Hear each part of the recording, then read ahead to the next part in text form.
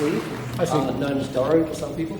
My question, I'll try and be short, but looking at American politics as an outsider, it seems to be divided into reasonable people like Elizabeth Warren and Hillary Clinton, and on the other side of the fence are some people who very narrow-minded, bigoted, highly religious. I'm just wondering, given Seth's comments about the outbreak of reason and the education lifting, how is it that half of American politics can be batshit crazy? I find it disturbing that recent polls have shown that roughly half of the American populace believes that humanity was created in its current form less than 10,000 years ago. Education is under assault in our country. They want very much to indoctrinate as much as they can, and there are a lot of the people in power currently still have expressed a great animosity against education. You know, our governor wanted to destroy the Department of Education. Several of his underlings who are now in power have for years wanted to get rid of compulsory schools and have religious schools be for profit rather than sticking to what our state constitution mandates about having to provide a free education for everybody. It does seem like they want to divide everything into the haves and the have-nots and not have a middle class, and they don't want to have educated people because they're afraid of them. It's a deeply disturbing thing to me, and this is what motivates me. Well, and if I may, though, people today under the age of 30 and under are twice as likely to declare themselves non-religious than they were in 1990, I believe. The apatheists are the people who just don't care. They care about other things. Young people under the age of 30 are much less inclined to freak out about gay marriage. They don't freak out about many of the things that their religious parents cared about. They have gay friends. It's not that they're fighting for a rational world. They just don't really care too much about all the things that their parents were up at night, worrying about the end of the world and Satan's infecting our culture and whatnot. So while those statistics are correct and while we are still fighting the fight in the halls of government, we are seeing a sea change, especially in the 30 and under crowd, which I think will sort of pay benefits in the decades ahead. I don't know, Matt, did you want to speak to that? No, we got lots of questions to get All right. to. There is no answer as to why. This is just the way it is, but it's getting better. No. Hi there, my name's Dave, and I apologise for the Christian name, David. But I spend too much time these days listening to Premier Christian radio in England, and I heard Matt Dillahunty talking to a guy called David Robertson, I think it was. I was just flabbergasted by his attitudes and the way he sort of thought. And I was just wondering if you can comment on any recent studies about the way apologists think and on their thought processes, and if people's studying that sort of thing these days. I don't know of any studies that I can cite, and it varies. I think there's as many different types of apologists and representatives as there are of us. I mean, we the three of us have different styles in doing things. David was a bit of an ass, so much so that he had to write an explanation to the atheists and Christians who had called him an ass to explain why he had been that way, which is great for me because sometimes it appears to be the other way around. It goes to it demonstrates that it's not just one type of person that winds up a believer or stays a believer or becomes a defender. And it's the reason why we have liberals and moderates and fundamentalists. But what we're seeing is correct me if I'm wrong, but there's a slight rise in the number of young earth kind of evolution denying creationists. But we're also seeing more and more people becoming secular, which means the middle ground is vanishing a bit. And I think that's kind of goes back to the politics question. The middle ground is vanishing a bit as well. We're becoming a little bit more divisive. And so you see the same thing in the attitudes of different apologists for anything. Okay. I go by the handle Use Your Brain. I wanted to say thank you very much for doing what you do. I think it's vitally important for our species to continue doing what you do. It's really helped me a lot. My question is, it's common amongst atheist community to say it's okay to ridicule the belief but not the believer.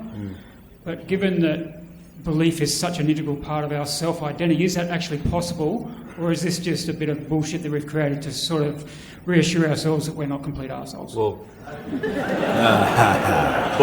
both of these men were once diehard Christians, and so had I met him 5 years ago, or him 10 years ago, or maybe a little bit longer in either case, what would have been the appropriate way to have spoken with them when they still held their belief? You know, you have to remember who these people are and who they, ultimately were. There are things that cause us to change our minds. I believed in some incredibly crazy crap once upon a time, but I wasn't beyond reason.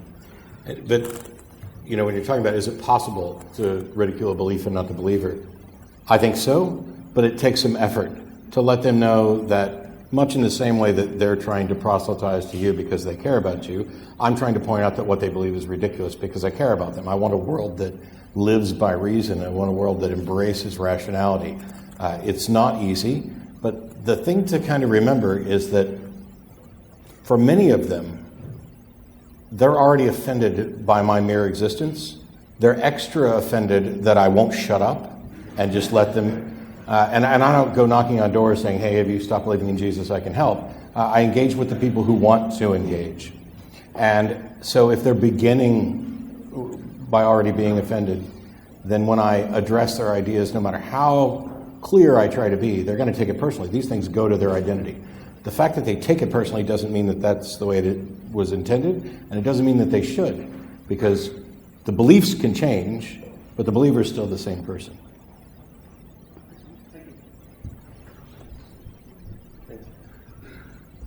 He's not going to let go of the mic for anybody. Oh, he did. Hi guys, I'm Clint. Nice to meet you all. Great to see you guys in the flesh. Just want to see what you guys think about something I've heard when I'm talking with Jehovah's Witnesses, things like that. Like sometimes they say, okay, I've proven that's immoral, and therefore God's immoral because he set the rules. They will come back with, oh, but there's a law that God's got to follow, as in, if he doesn't do it this way, it won't be good for us. So he's just doing the right thing, as like a parent punishes the child, always the punishment's greater. But I'd like to hear what you guys have to say about that concept. There's this law that he's just doing the right thing. This idea that God is somehow limited. This came up when I was talking to the guys in Sydney, and one of them, when we were talking about slavery, he was like, oh, well, slavery was normal then. So God was, working within the framework of what people understood at the time. He couldn't tell them that slavery was wrong. Why not? If he can tell them not to eat shellfish and not to lie, then shouldn't he be able to say, don't own people?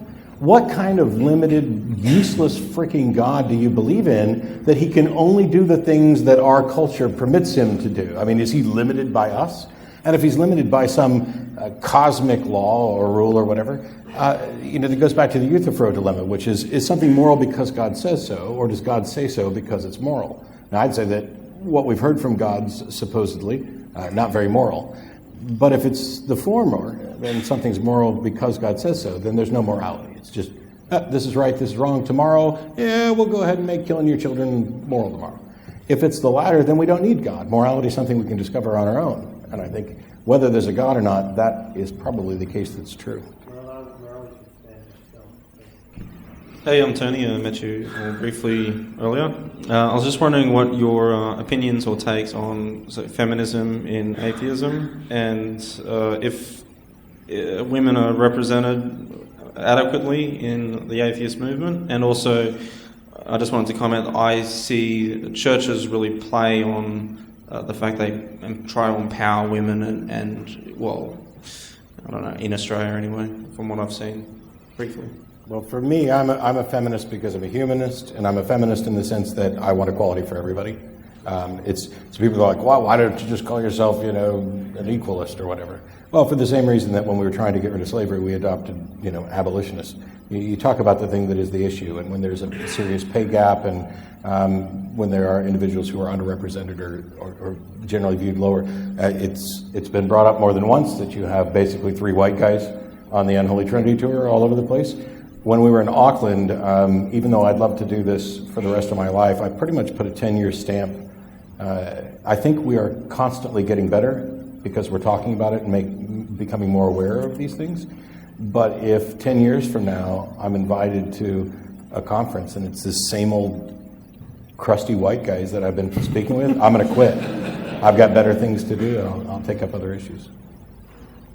Yeah, I don't think I have anything to add to that, Seth. No, I think I'm good. You guys, by the way, in the sound booth, you can just leave the mics up in case we want to just jump in, okay? Hi, my name is Thomas, and I've been following you guys for a couple of years now. I was wondering, because you've had a chance to talk to the local street preachers, how do they compare to the ones in the United States? Well, the primary difference is that you have preachers out on the streets, and our preachers have multi-million-dollar castles And television networks. Now, if I may, we do have our mega pastors, but the vast majority of the preachers we have are on the corner Sunday go to meeting.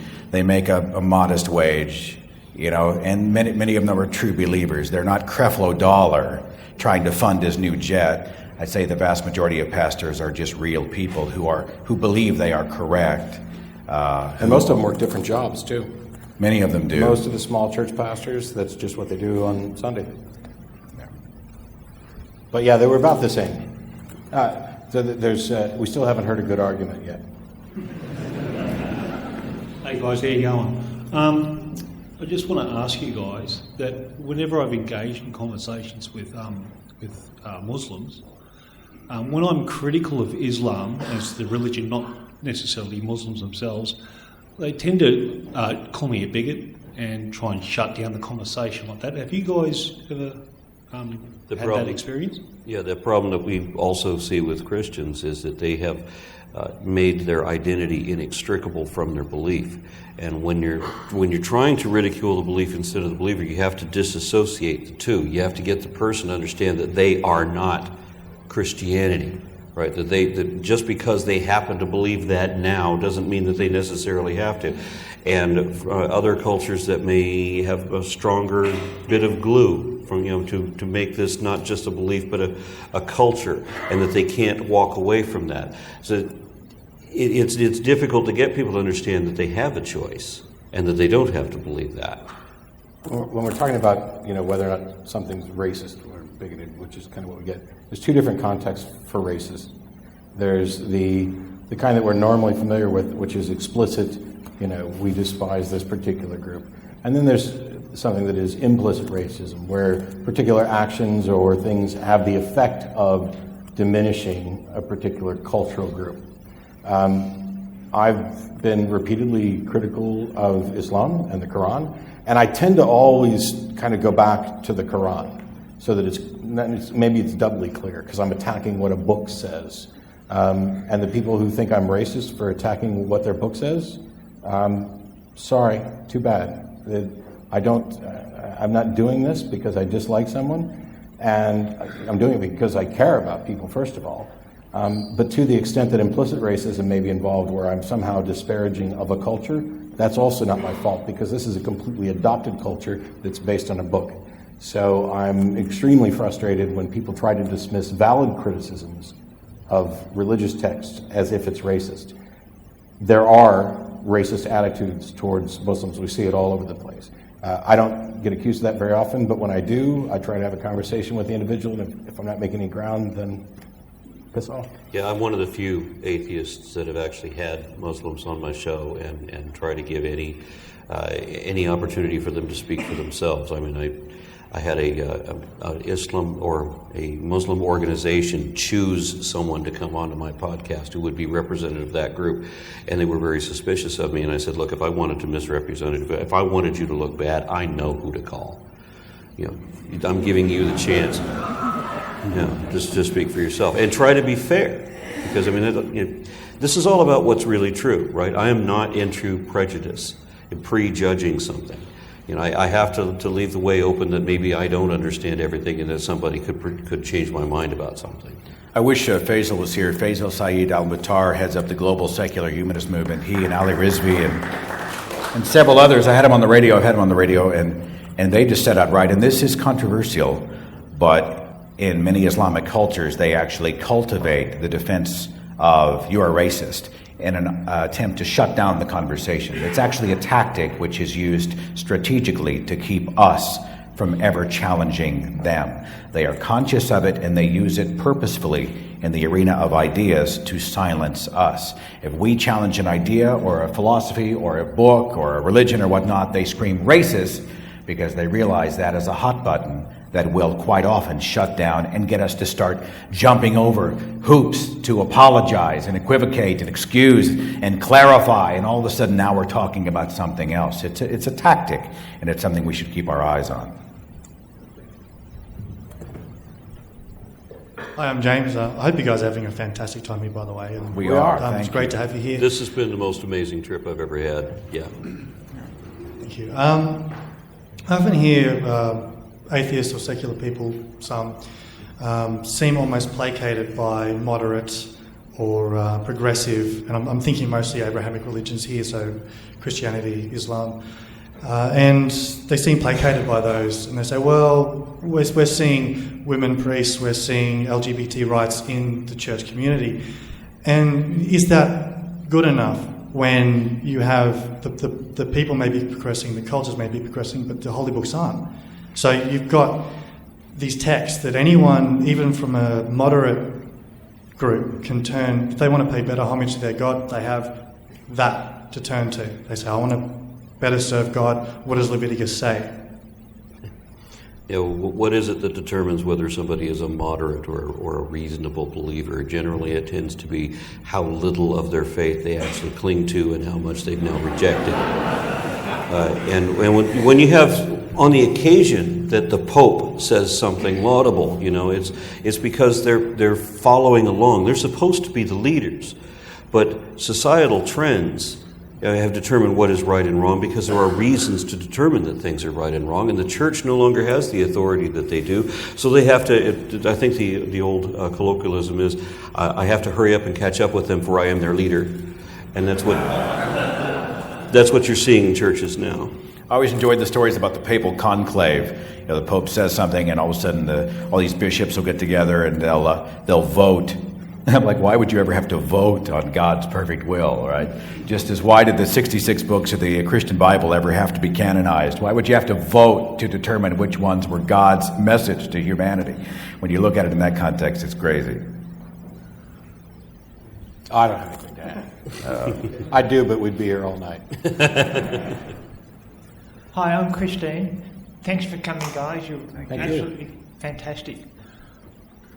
A couple of days ago, I heard that one of your states is trying to pass a bill that will allow people to discriminate against LGBTI people just because of their extreme religious views. What's your ideas on this, and what can be done to try and help people to stop this? I like a grassroots awareness myself. I mean, I'm perfectly willing to put on a pearl yellow prom dress and walk into the ladies' room if it wouldn't, if it would show support without getting me arrested. It disgusts me that people would make a law like this. I mean, so what are the options here? Is somebody going to stand outside the ladies' room or the men's room? We should clarify the actual law. There's somebody trying to pass a law in Texas to prevent trans people from using public restrooms. Yeah, it's Texas. Yeah. Trust me. Yeah. So the law is that trans people can't use public restrooms because you can't determine what their gender is, as if that is all that necessary. So should we suggest that maybe somebody stand outside the men's room to make sure that everybody that goes in there has a penis? I mean, is that really? This is absurd. You know, this is just writing in prejudice. It's completely unenforceable as well, for the practical reasons. But, I had a really good conversation last night with Callie. I've forgotten the last name. Callie Wright from the Atheist Manifesto. Yeah, the Atheist Manifesto. So we talked about this exact issue. And there's concern that in the United States, as we're getting closer and closer to marriage equality for everybody, as people are becoming more comfortable with it. I've said before, right now it's at the tipping point. We're in a race to see which one of our states is so backward, bigoted, and Bible-bound that they'll be the last one. And it'll probably come down to a court decision to kind of like pull in the last 10 or 12 so nobody gets stuck with, look at you in Mississippi or whoever. But as people, so religions are in their death throes. And what happens is they're flailing about at anything and everything because they realize they're losing. They send their kids off to college and they're becoming more and more secular. And the world around them is changing. Oh, everything's going to hell in a handbasket. Well, oh, now these gay people can marry. Who do we go after next?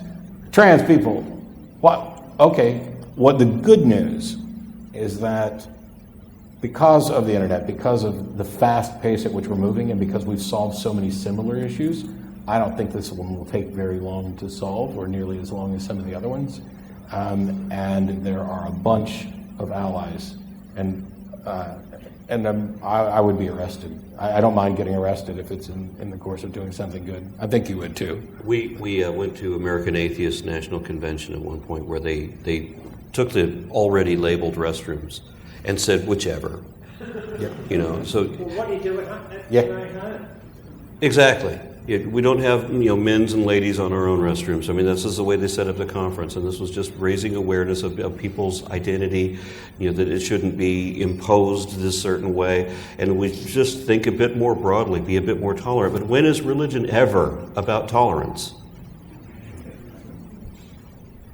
I have nothing to add. These gentlemen are just too wise. You are correct, sir.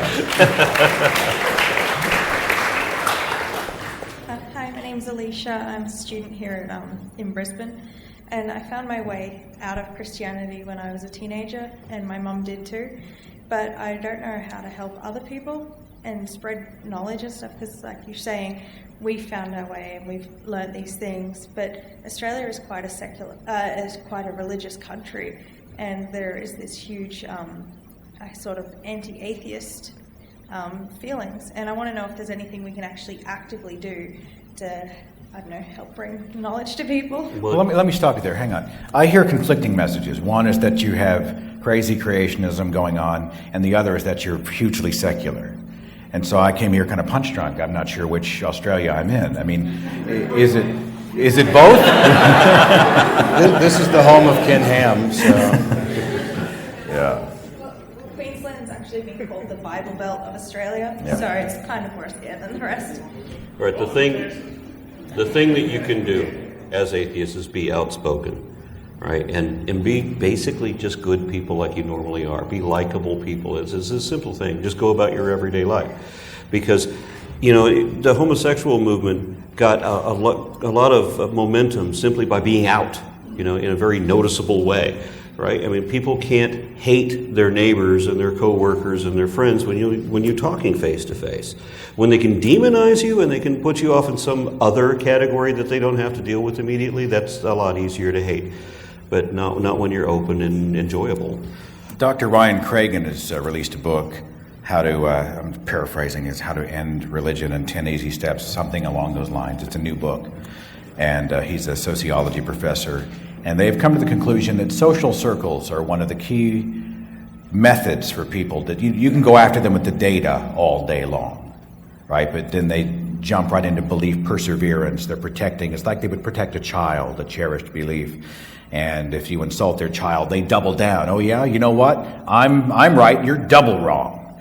We're not talking. We're not connecting. But if you have social circles change, where they get to know an atheist, where they get to see someone who loves people, who loves to laugh, who lives a good life, who's charitable, who sucks the marrow out of every moment, who's the person who's attractive and they want to be around them. And I think Aron's absolutely right, and Matt agrees. We should go out and just be as good as we can be and live life to the hilt and let people see us do it, to stand in contrast to the stereotypes that have been thrown from the pulpits worldwide. And when people get to know us and then discover we're non-believers, well, it's a whole lot easier to jump into caricature and condemn us and walk away. When it comes to having the actual conversations, so after 10 years of doing the Atheist Experience TV show, in my spare time, there's a joke. I'm now a full-time godless heathen. My job is to run around and do talks, write books eventually, and I'm producing a bunch of videos to actually teach people how to understand the topics and how to have the conversations and make them more productive.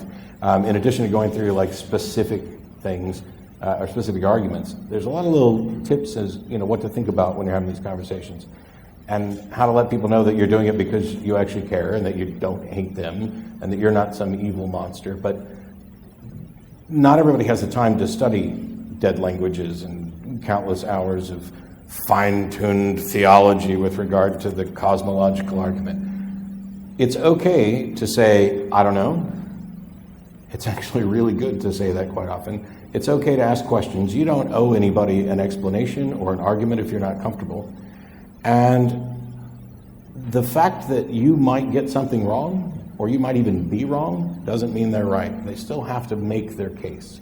And so sometimes it's better to move away from the specific conversation, go off to some kind of analogy or a top-level thing about how would I reason my way to a correct answer on this, and why am I using a different method when we talk about God? Thanks. Patreon.com/atheistdebates.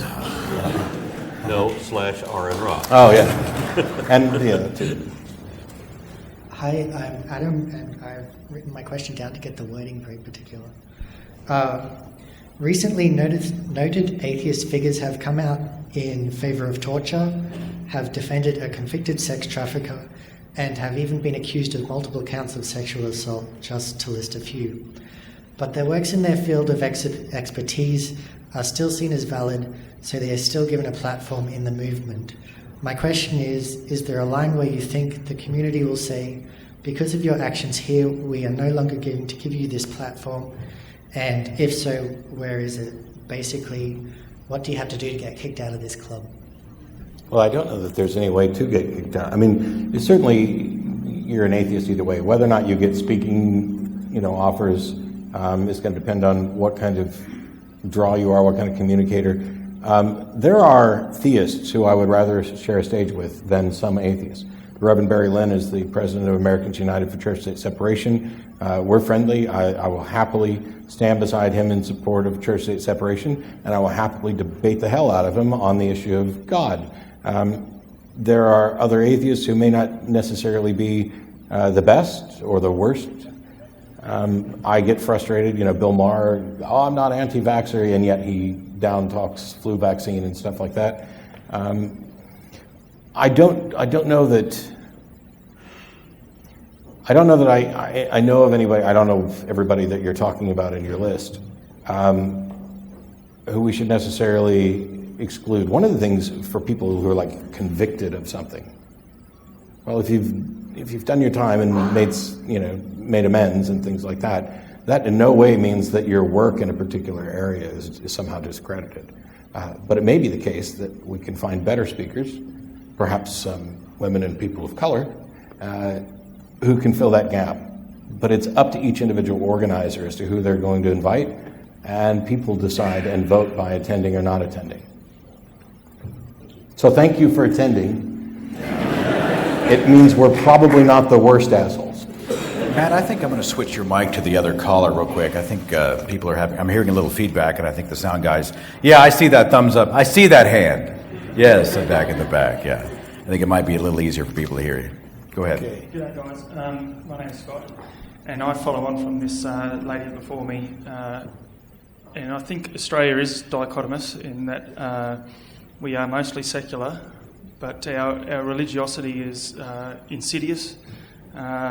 We seem to all be cool with religious education being in state schools and that sort of thing. And it can probably be summed up with the, well, we're not cool, but it could be summed up with the other big A, which is apathy. I think Australians are, on the whole, more apathetic. And I contrast that maybe with America, that where battle lines seem to be drawn. People know what they are, if you know what I mean. And a lot of Australians might nominally be Christian, but they don't draw a line, I don't think. And my question was, in Australia, should we actually draw the line? Should we, will we get a pushback? The harder we push, are we going to get a harder pushback? Are we going to end up with an American situation where there's vitriol on both sides? I wonder what you think. What I would say is that when people are when you're talking about education, for example. I mean, what you're teaching your students should be verifiably correct, or if you, I agree with that, of course, but it's Into the mic. The apathy of the Australian public that they let that happen. You know, Yeah, well, in Australia, in America, you've got your separation of church and state, and would never happen. In Australia, it speaks to the apathy that we sort of, it's cool. Yeah, but I'm seeing creationism spreading even in Scandinavia and the UK. You know, I mean, there needs to be some accountability when these people make these outrageous claims. They should be held accountable as politicians. If you're teachers and you're teaching something that is not mainstream science, that is something that deviates and isn't supported by fact, you should be called out for that.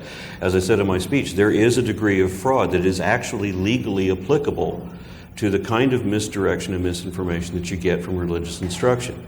And we should not tolerate misinformation or false information being taught to children, for example. And what I would like to see is religion being held accountable. Religion should be taxed. Religion should be governed or measured some way on what they're telling people. I mean, we have faith healers that have their little old ladies throwing their medication up on the stage because they think they've been healed. You know, this is no way. Why are they not being convicted of malpractice? Right? I mean, this is what should happen. But there's laws written in our country that allow religions to get away with things that the average people couldn't get away with. The substance of my question is not that. We don't have people throwing medicine on stage. We don't have that carry on here. You know what I mean? Will we get that craziness if we... Do all of you in the audience, do you feel a kind of a cultural apathy, like, it didn't bother me, it didn't affect me? So that's accurate. So I can't predict what would happen. I'm reluctant to even hazard a guess because we're talking about two different dynamics. What I can say is that the trend is towards a more secular, more rational society in general. That there's going to be, roadblocks along the way.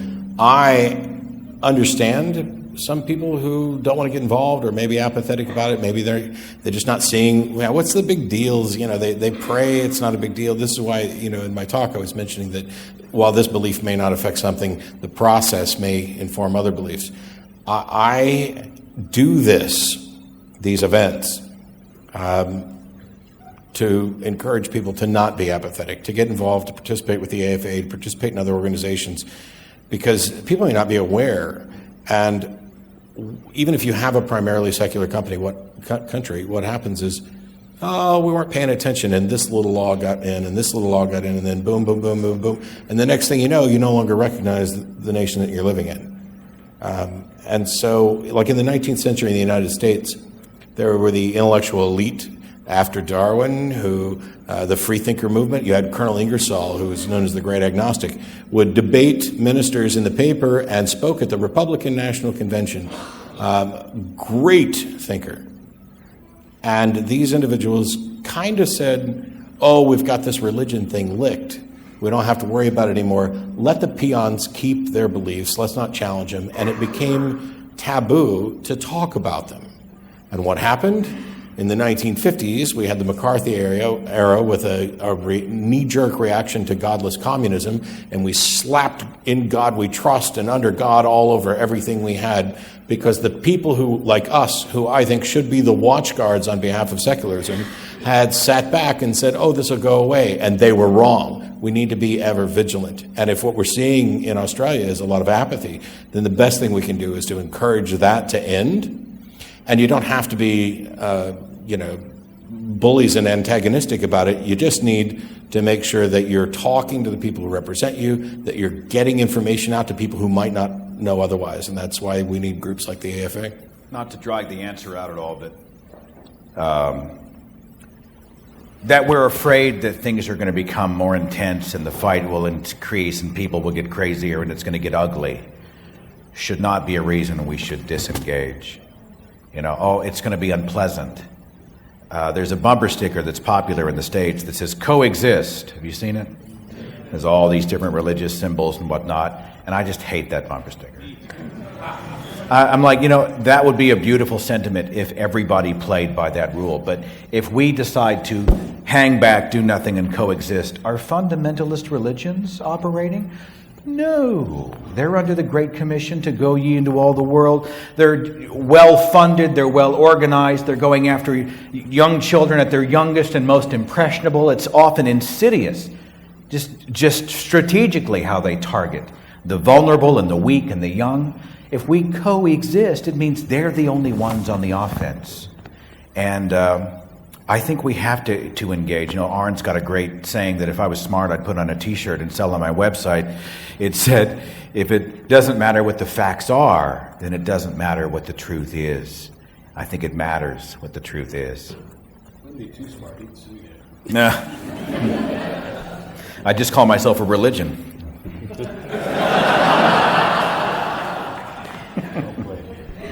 Gentlemen, good evening. My name is James. Thank you for taking the time tonight.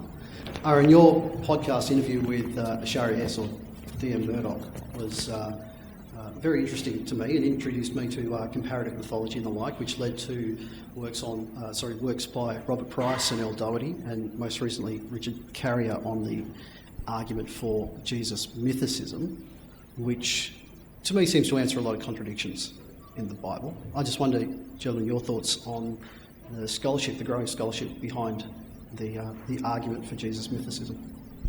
I didn't follow the last bit about. I'm guessing you're asking me my opinion on the Jesus mythicism. Your thoughts on the growing scholarship into the mythicist argument. Well, so far it seems that yes, the consensus among historians is that what they've always been told is what is very likely true, and a lot of people haven't questioned what they've always been told. I was in that same situation where I always thought that there was this guy that all the stories are based on, and that there's not any real truth to it except that they're all loosely based on this account that there was this guy strung up on a pole once upon a time. Now that I've interviewed all these people, I no longer suspect that, because they give some of the accounts that with Josephus, you've got Jesus of Damnius and Jesus of something else, and then you've got the three people on the cross that were friends of his, and two of them survived, or two of them died and one did not. And it seems like all of these characters, or there's multiple characters maybe from history that might have lent little teeny pieces to the legend, but there's no substance really. And if it's traceable down to like three vague individuals, then it's not based on a historic character. I used to think that the only thing that indicated there was a Jesus was the things that proved that he wasn't a god, like not knowing when figs were in season, or not knowing what the smallest seeds were, or any of the other inanities that Jesus did. And now I just see it more as you have the same sort of historic Dionysus doing and saying the same things that Jesus did 500. Well, nobody expects that there was a historic Dionysus. Why do we have to justify that myth? The same reason we don't really have to justify the Jesus myth. Ultimately, it doesn't matter if there was a guy there or not. We know for certain he wasn't a god. But I'm inclined to think now that there probably wasn't a guy. There's no basis, there's no root to that story at all. And a friend of mine, a Christian, who is only Christian by the vaguest term, he says he doesn't actually believe in the Jesus character, but he wants there to be a guy at the root of that story. I don't know why he feels emotionally attached to that. It really isn't important. Kind of quickly, there's two different classifications of mythicists when it comes to Jesus. There's the individuals who are trying to put forward this, we don't have enough evidence to think this is the case, or we perhaps have good evidence to think that the story isn't true, that maybe this individual didn't exist. And then there's a second group, which are far more in the conspiracy theorist realm, where they are kind of weaving together a compelling story and making claims that go a step too far. Jesus was invented in the 4th century by the Pope and the Masons. How the fuck do you get a Pope? But I don't get that. Now, Richard Carrier, who, full disclosure, is a friend of mine, his latest book actually tries to use Bayes' theorem to determine what the probability is that Jesus exists. I won't pretend to be an expert on any of it. I wasn't a fan of Murdoch's early work. I've heard that her later work is better, but I don't know. Because to me, it's not that big of a deal. The mere fact that this is a question is a big enough problem for Christianity. Why hasn't God cleared this up, of all things? Maybe he didn't exist? What? And that's enough for me. And I don't have a time machine. Hey, TARDIS again. But until I think Carrier's book's probably one of the better ones on there. But if there was a person, it wouldn't bother me, because the next thing you have to demonstrate is, oh yes, this person not only existed, but they did and said the things that are recorded. Can't demonstrate that. Oh, and there were miracles. Can't demonstrate that. And then if you got to where you could demonstrate the miracles, he was able to perform the miracles because he was God. Well, how'd you demonstrate that? This idea of demonstrating supernatural causation it's a roadblock. G'day, I'm Ian. The Universal Declaration of Human Rights gives pretty explicit protection to religion, and that the particular thing I want to talk about is in Article 18. It states that the religious have the right to manifest his religion or belief in teaching, practice, worship and observance. Now, considering the opinions that you guys have on religion, do you think that religion should have that level of protection, or should that be reworded? I think that everybody has the right to believe whatever they want to believe. You know, I advocate free speech, that you should be able to say that you don't believe what the consensus holds, that you have some other opinion, and you shouldn't be prosecuted for that. However, when you're talking about what religion does as a collective, it exceeds that boundary of your simple right to believe whatever. When they start teaching both sides of the controversy, for example, there isn't one. Right, there's a lie right there. When they tell you there's no transitional species, that's a lie. When they tell you there's no beneficial mutations, that's a lie. So everything that religion says, and I say this all the time, but everything that religion claims is either not evidently true or it's evidently not true, and that's it. There's no other category.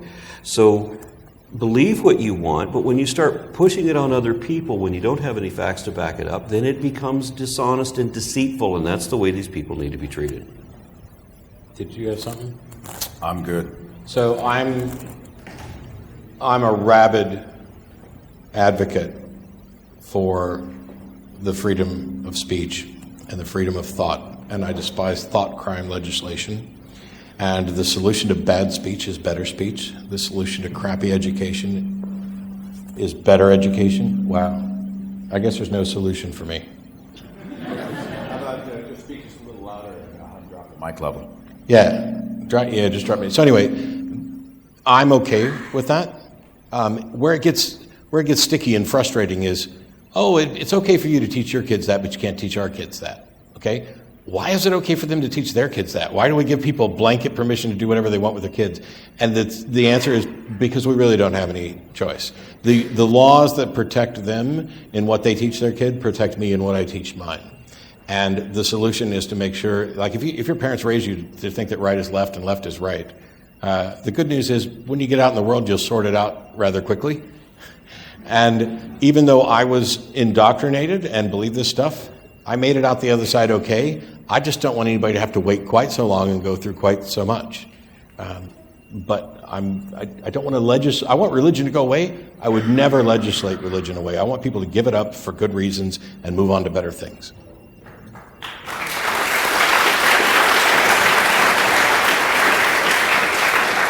4 questions in 10 minutes. What's that? We could do it? 4 questions in 10 minutes. Sure. Okay. I'll make mine quick then. Okay, guys, I'm Jono. I'm from New Zealand, so you guys probably got this when you're in Auckland. Sorry about Ray. My question is for you guys. In the atheist community, it is predominantly male.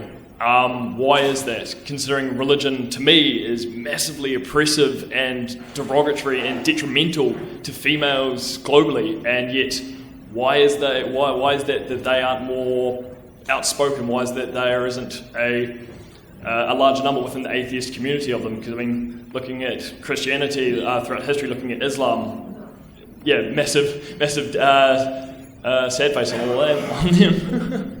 Why aren't there more outspoken female? Why is it that it seems? Why is it the atheist community is predominantly male? Why do you guys think there is a reason why females aren't as vocal or as Yes. A bigger number for them? Yeah, there's some cultural things going on. I mean, for example, when you're talking to atheist speakers at these conferences, I've noticed that I don't get death threats. I just don't. There are a lot of women that I know that think that I do because they do. They get death threats every day. And if they're small, diminutive women, they get a lot of death threats. And I know some men, small, diminutive, maybe not terribly threatening men, get some death threats too. So I think you get some bullying going on here. And it's disgusting to me that someone like Alquist gets as many death and rape threats as she does. I mean, people obviously just attacking what they see somebody who's 5 foot tall, and so they think it's open game. Unfortunately, we have very poor treatment of our female speakers in that they get criticism way beyond anything that I get. It's completely disproportionate and it's wholly unfair. I would like to say, too, though, that even though we have a long way to go, we need to be out there. I mean, you can see them if you care to look. Not proportionally, we're not there yet, but I mean, you'll find the Christina Rats, the Jacqueline Glens, and the Greta Christinas, and you'll see. I mean, the keynote at the American Atheist National Convention is Ayaan Hirsi Ali, who escaped oppressive Islam and has become a human rights activist around the world, who is female. So they are out there, they are swinging for the fences. I think we as a movement can do a better job, certainly, of getting their voices and to cultivate more female voices as well. It's getting better, and if there's ever another Unholy Trinity, it won't be the three of us. You know, the Ghostbusters reboot.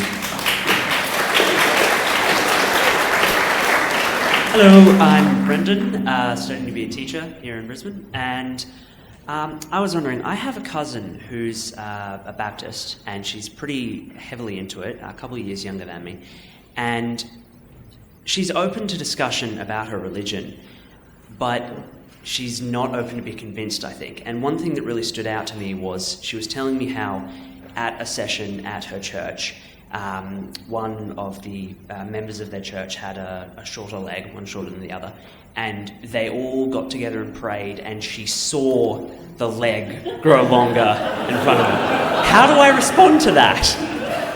What do I say? Okay, that's a common magic trick.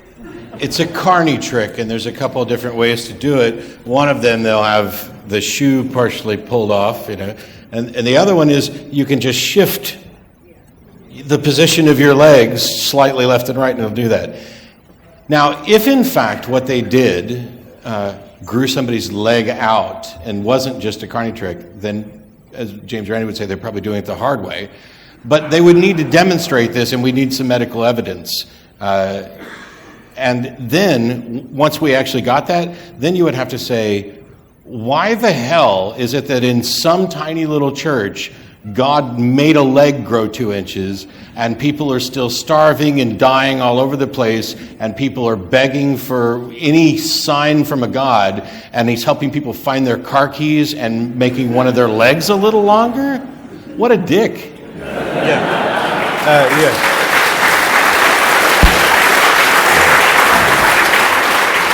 This same God, for whatever reason, is incapable of curing amputees. Yeah, grow a new leg if you want to impress us. Yeah. Hi, my name's Barbara, and you touched on my question a bit there before, Aron, and that was looking at an article which I kept, and I bring out every now and again, where the former Lord Mayor Jim Sewley says to tax religion and make them pay for their sins. And I'm just, at the moment, I've been listening to Obama and Abbott go on about budgets. But if they tax religion, we'd be millionaires, you know, we'd be out of debt. And I can't understand why they're holding back. It's so obvious why they won't tax religion, the root of all evil. Of course. I don't know. I wish I had an answer for you. I just don't. Why does religion get this loophole on practically everything that it does? I want it to stop. I was doing some research on the Mormon Church for a chapter of the book coming up and the chapter is called "Are You Naked Under Those Clothes?" It's about magic Mormon underwear and all that. And we were looking into the LDS store. I mean, you can go on the Latter-day Saints online store and you can buy, oil paintings, and you can buy all the I think there are 4 books in the Mormon canon, if I recall, there are 3. The Pearl of Great Price. There's another one. The Standard Works. You can buy tote bags and all these other things. And because the store is a church and the church is a store, all that money is funneled elsewhere. The bank is done internally. No one knows what happened. And I've really changed my tune on the taxing of churches. I used to be against it, and now I think I'm totally for it. I don't know, Dillahunty, did you think tax them? Take a look at what the Mormon Church actually owns. Look it up. You'll be shocked. Well, you probably won't be. But. Yeah. It's like a tax shelter, essentially. Hi there, my name's Sam. I'm an atheist teacher, so I've taken the heart to teaching them to question. So I really want to thank you guys so much for that. Which sometimes does backfire, but I wouldn't trade that for the rest of the world. My question to you guys, as American atheists, what has your impression been of Australia? And I'm very impressed with Australia. One of the things that Australia does that I wish my country would do. You have light switches on your power outlets? We don't. We just run everything, right? You have water tanks that gather water from the rooftops. We don't. We just run the hose all damn day. We don't know how to turn off a light in our house, right? We're very, very wasteful, and we're not very efficient at all, and I'm embarrassed at this because, I was taught, by the way I was raised to love America, best damn country there is. I was taught that we were the world leaders, and we're so not. And by the way, your money literally makes my money look like rags. Although, whose idea was it to make the $2 coin the smallest damn thing?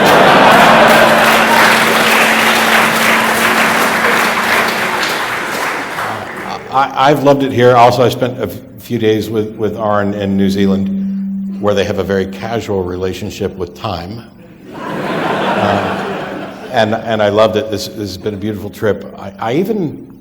I enjoyed having a conversation with the street preachers, but the big thing for me, when Seth first came to me with this idea, he didn't tell me I'd be mic'd to hell. There we go. So when Seth first came to me with this idea, the whole motivation behind it was to get people together. Hopefully you all sitting here will not just, I got my dose of atheism, let me go back to ignoring all this shit for a while. But to encourage people to get involved with organizations. There's something for everyone. Not everyone is going to be an expert at debating or going at it with a street preacher. Everybody's got some skill set that can be used within the movement. And if nothing else, just being out and knowing that there's support there, that people are appreciating what these organizations are doing, so that we go out and we change the world. People ask me, what's your goal? Why do you do what you do? I want to change the world. I am that fucking arrogant. I want a better world. I don't understand the people who don't. And you're just consumed by this. This is all you do. No, I do all kinds of stuff. I spend time with my wife, and we go antique shopping, and I play video games. I live a life that's exactly what I would want to live, and I add in these things as well. And if somebody's benefited from something I've said, that's great. There was a 13-year-old girl came up to me after one of the debates that I did, whose parents had taken her around to a number of different churches, and she was allowed to explore religion. And when she came up and she said, because of this debate, I'm now an atheist. And I was like, if that only happened once over 10 years, I would have done 10 years. But it happens all the time. We're making a difference. And by we, I don't mean me and Seth and Aron. I mean we are making a difference. And the world is getting better. If I had one answer, it would be this: adopt me.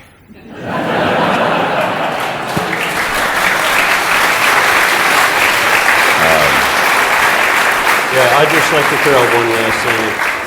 When we were having the meeting up here a little while during the break, there was a lot of people that kept coming up to talk to me pretty much at the same time, and I apologize that sometimes I'd be talking to somebody and be shaking somebody else's hand, got distracted, I'm sorry. Somebody came up and was trying to talk to me, and I think she didn't get to say everything she was wanting to say because other people were mobbing me, so please see me after the show and finish what your statement was. I think we're done, right? If I may. To be the president of the Atheist Community of Australia. Bahamas. If I may, very quickly, I would like to kind of leave you with a thought, and it's kind of a personal thought, if I may. But my family calls me squishy because I'm kind of a teddy bear. I'm just a big squishy guy. Before I come from a deeply religious family. Before I got on the plane to come here, I ended up having to block my father on my phone because I'm receiving a barrage of texts about how I'm worshiping the father of lies, how I'm an embarrassment to the family, and how I'm bringing shame, and it is the end times, and Christ will be proven, and you are this and you are that. And it's been going on for years and years and years. And I have kind of a very strained relationship. And I will tell you very transparently that I have found a family. Not that I don't have a family, but you get me. You don't judge me. You challenge me. Family acts like family. I've come to the point in my life, do you ever feel this way, where I would take a good friend over a distant relative any day? And I know people who, they email me and they call into the show. It breaks my heart. I've been ostracized. Nobody understands me. I'm broken. I'm damaged. I'm ugly. I'm shameful. I'm all these things nobody understands. And I say, we will support you for who you are. I wrote a letter for a speech I did called The Ultimate Question. It's about a 7-minute letter called You're Beautiful. Right? Not because you believe the way somebody else believes, but because you are you. And in 13.7 billion years, there's never been anyone like you. And I love being a part of this community as we celebrate each other, as we connect and encourage each other to keep pressing on. I'm using you, okay, to just keep on keeping on. And I want you to know what an encouragement you have been to us. You will never, it's impossible to put into words what this trip, what this evening has meant to us. So from us to you, thank you very, very much.